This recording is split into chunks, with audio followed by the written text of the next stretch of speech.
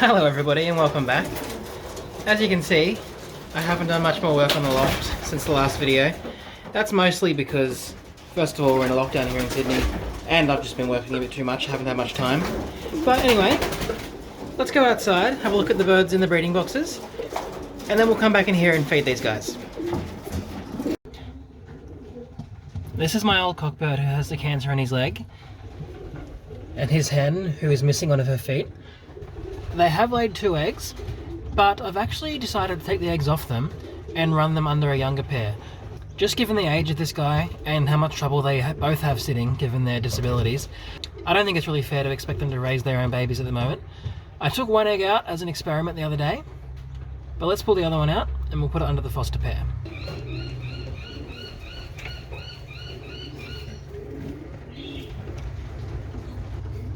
So this is the pair that I've decided to run the eggs under. It is the other pair that I was hoping to get some eggs out of, but unfortunately the hen just hasn't been able to produce any eggs lately. Like you guys know, she does have a lot of trouble ovulating, and I was really hoping to get some eggs out of her, but she just doesn't seem to have been able to produce eggs at the moment. So I'm going to put these eggs under them. I moved one of the eggs over here the other day, and they have been sitting on it quite successfully, so I'm going to put the other egg under, and then move the old birds back into the loft. He's not going to let us have a look, but the second egg is under there as well. I'm not entirely sure if these eggs are fertile. The cockbird who produced them is very old, and as you know, with his leg disability, he does have a bit of trouble mounting the hen. But I'm really hoping these are fertile, and I'm sure we'll know in another couple of days. But now that I've taken the eggs from these guys, I'm going to move them back into the loft. Now that I've moved those birds out of these boxes, I only have 2 other boxes with birds in them. I'll have a look down here first. It's our recessive red babies. I really like these little babies. They're just about ready to wean, maybe another week, maybe 10 days at the most, and they'll be ready to go to their new owner. And I think he's going to be quite happy with them as well. I'm not sure how much white they'll molt in. This little one is the only one with white in the nest. He has that one white tail feather. Looking at their wings though, there's a bit of undergrizzling in there, which can often indicate that they might molt in some white. That's yet to be seen. But I am quite happy with these guys. As soon as these guys are weaned, I will separate their parents, and I'll put them back together in another month or so, because that's when I'll begin to start breeding my race team for next year.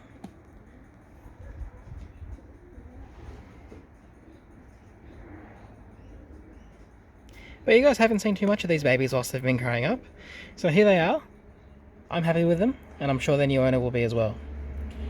And the only other external box with birds in it is this one. I introduced you to these guys in a recent video. We have our barless carrier cock and his little pied hen.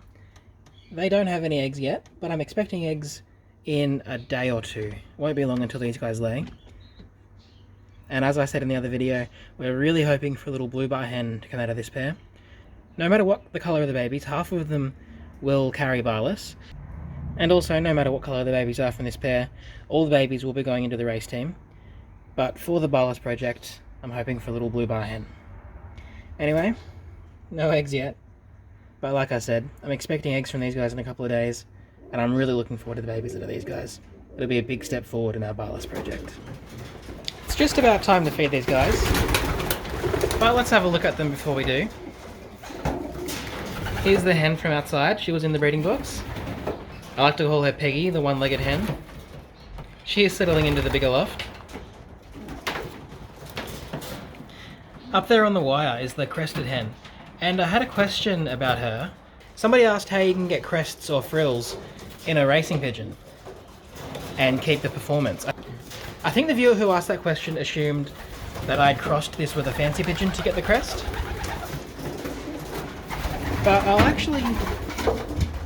have to do a video on the history of racing pigeons in the future, because I think a lot of people don't realise that things like crests have actually been in the racing pigeon breed since the very beginning. The early owl pigeons and the other breeds that we used in the development of the racing pigeon, a lot of them had crests like this. And as a recessive gene, it can easily just hide in the genome and not come out until 2 heterozygous crest pigeons are paired together, which obviously is what happened here, which led to a little crested hen being produced. Things like crest and frill and even grass legs have been in the racing pigeon genome since the very beginning, They haven't been added through crossing, and being recessive, they do just pop out every now and then. Over here is another one of my pigeons that I'll have to show you guys in the future. It's this one. Can you guess what colour she is? She's a brown grizzle. She actually looks pretty dark in the video at the moment. She's a fair bit lighter than what she's looking like in the video. In a future video, I'll pull her out, we'll have a closer look. But for now, let's feed the pigeons, they're getting a bit antsy. I've been working on taming these guys down for a little while now, and we're making some progress. It has helped having this red cock in here, although I'm still upset at him for getting off his eggs. He is a very tame pigeon. This is why he's one of my favourites. And he has been training the others to start eating out of my hands. They're not too hungry at the moment, so the rest of them haven't decided to come down and say hello yet. But we are making progress, and I'm pretty happy. Anyway, throw some food in and feed the rest of them.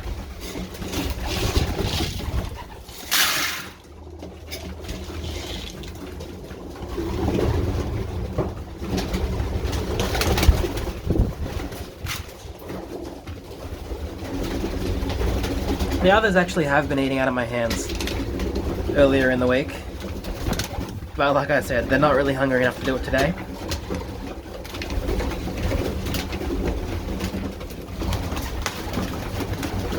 And the hens want their food as well. I'll jump in and feed them.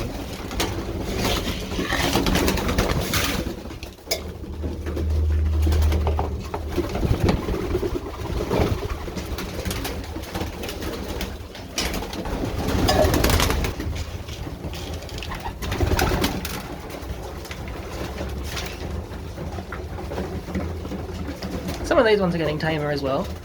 You can see they're getting a bit closer than they were later in the week. Our little brown cock, the old brown cock is still here. And I think he's getting a bit better. He's still living on the hen side though. I'm not sure if I'm going to let him breed this year. I really was hoping to breed from this guy. I was hoping to pair him to this hen actually. I was hoping to breed some homozygous brown for the race team next year and to produce a new cock to replace this old guy. But given how his health's been going, that's probably not going to happen.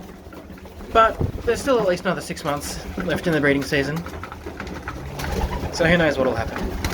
Anyway, let's throw some more food in.